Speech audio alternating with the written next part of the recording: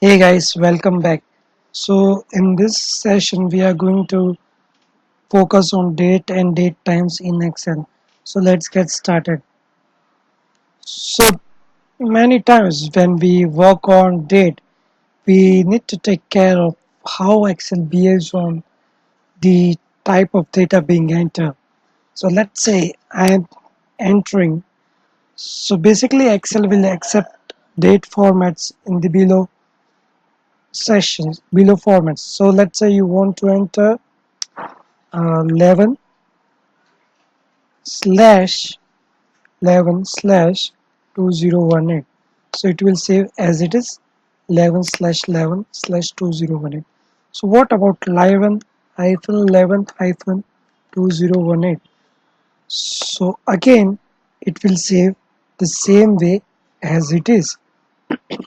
However, let's say I want to type another date which is being scheduled in the next 11 years, say.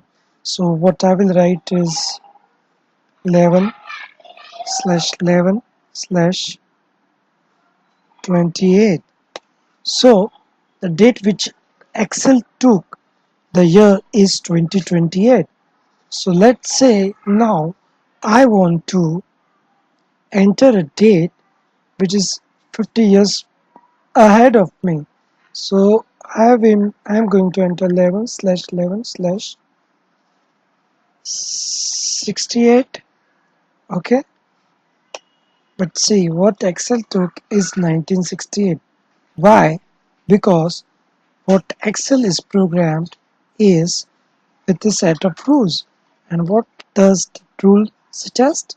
The rule suggests that anything, so let's say I will taking 30, okay? So 30 also gives me 1930, okay? So the rule states that any date with the year 0 to 29, okay, will be considered by default in the current century, okay, whereas somewhere between 0 to 99 will be considered in the previous century. However, if you want to just type 2030, then you can just type 2030 and your work is done. So you need to be careful when you are trying to work with dates formats. Now let us come and check out the time frame. Okay, so you can set different time frames.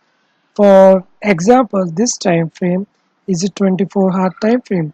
However, you can always check or format this in a way that you want. So currently it is 8:21 p.m. Okay, and this one is again 1:11 p.m.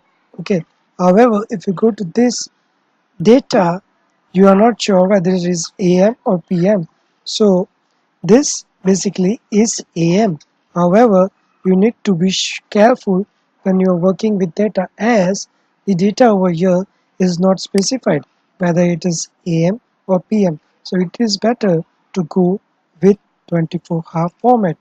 Okay, so that was it for this session. If you like this video, just give it a thumbs up and subscribe to this channel and hit the notification bell.